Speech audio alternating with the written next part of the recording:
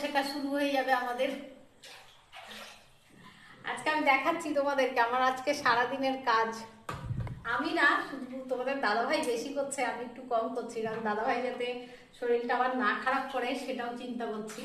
তো ঘরের জল কিন্তু এখনো কমেনি, এই দেখো পুরো জল। তো এই জলগুলো কিন্তু ছেঁকে বের করতে হচ্ছে। এই যে বালতি নিয়েছি, নিয়ে এবার জল ছেঁকা শুরু। দেখে নাও সারাদিন কি করছি, এই কাজই করছি সারাদিন।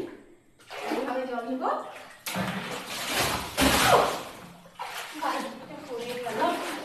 চলো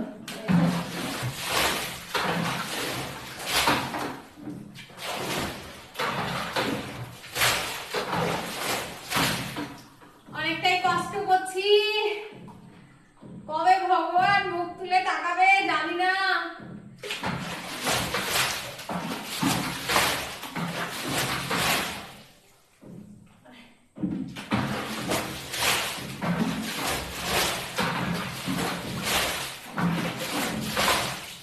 অনেক জল, প্রচুর। এখানে দেখে কিন্তু তোমরা বুঝতে পারছো না যে এতটা জল আছে, মানে অনেকটাই জল, অনেকটাই।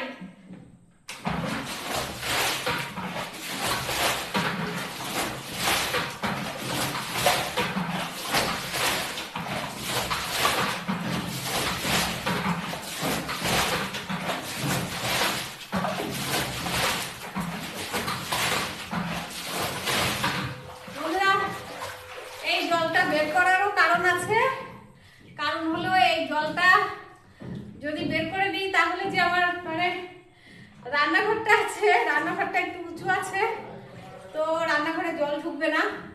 তার জন্য আর কি এই জলটা একটু বের করে করে খালি করা হচ্ছে, যতক্ষণ আর কি রান্নাঘরে না জল ঢুকে থাকা যায়।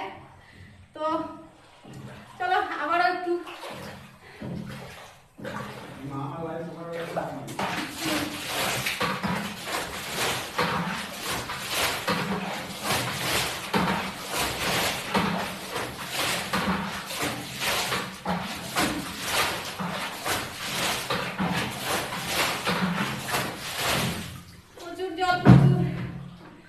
একবারে পারবো না।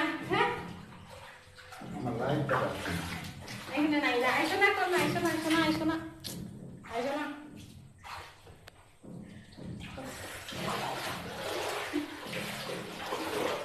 চলো আবার একটু পরে তুলবো। এই দেখো জল থই থই করছে, মানে থই থই মানে থই থই থই থই একদম। তো চলো টাটা।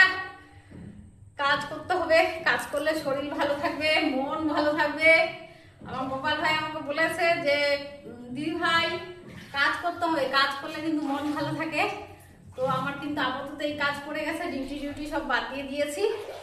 স্টাফ আছে, স্টাফকে বলে দিয়েছি সবাই একটু আমার ডিউটিটা করে দাও, কারণ আমার ঘরের পরিস্থিতি খুব খারাপ। তো এই বছরটা আমাকে কষ্ট করতেই হবে, কারণ এটা আমাদের হুট করে হয়ে গেছে। এই বছরটা কষ্ট করতেই হবে। সামনের বছর আশা করছি যে এটা একটু উঁচু করব, উঁচু হয়ে গেলে আর নো চিন্তা, নো প্রবলেম। তো চলো টাটা।